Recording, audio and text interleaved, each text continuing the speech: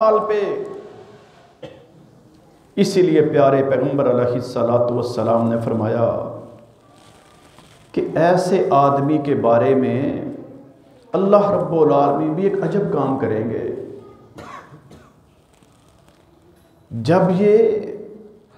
دنیا کی عیاشیوں بدماشیوں میں سے گزر کے آگے چلا جائے گا، روز محشر یہ عجب منظر دیکھے گا کہ اس کے سامنے انتہائی خطرناک، گھنونا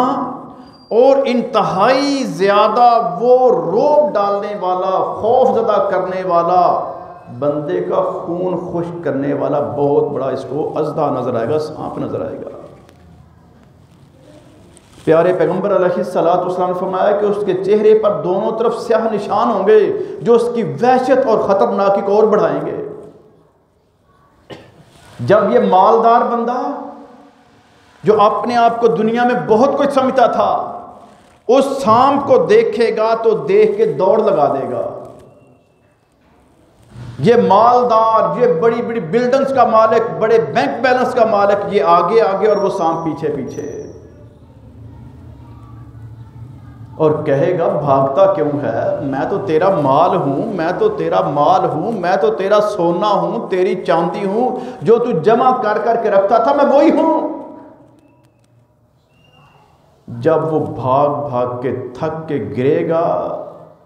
تو یہ سانپ اس کو اپنے شکنجے میں جکڑ لے گا۔ یہ اس کا انجام ہے جو کلمہ پڑھنے والا، نمازیں پڑھنے والا، روزے رکھنے والا، حج کرنے والا، زکوٰۃ نہیں دیتا۔ کتنے لوگ ہیں جنہوں نے بینکوں میں اپنے آپ کو ایک خاص فرقے کا ورکر لکھوا دیا ہے کہ جی میرا مسلک یہ ہے جس کے اندر زکوٰۃ ہی نہیں ہے۔ زکوٰۃ سے بچنے کے لیے اپنے ایمان کا بیڑا غرق کیا۔ کتنے لوگ ہیں، جا کے ان کی آپ سٹیٹمنٹ نکلوائیں بینک سے، آپ حیران ہو جائیں گے کہ میں تو اس کو اپنا نمازی سمجھتا تھا، بڑا اس کو تہجد گزار سمجھتا تھا، بڑا اس کو پاک دامن سمجھتا تھا، اور یہ اتنا گندا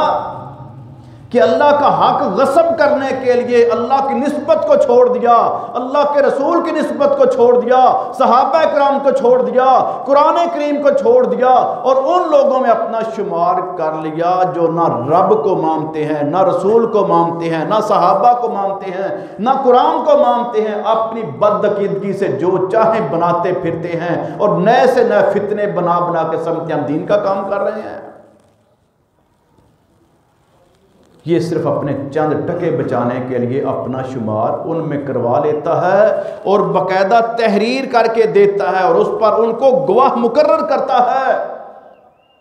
یہی گواہ کل قیامت کے دن رب کے سامنے پیش ہوں گے کہ یا اللہ یہ جو نمازی بنا پھرتا تھا، بڑا اس کو لوگ سمجھتے تھے کہ اس کا تو عقیدہ بڑا توحید والا ہے، بڑا سنت کے مطابق کام کرتا ہے، اس کا کردار دیکھو کہ جو تو نے فرض کیا تھا کہ مال میں سے 2.5% دے دینا ہے، وہ جو تو نے عطا کیا تھا تیرے عطا کردہ کو دبانے کے لیے اس نے اسلام سے نکلنا پسند کر لیا ہے، مال نہیں دیا۔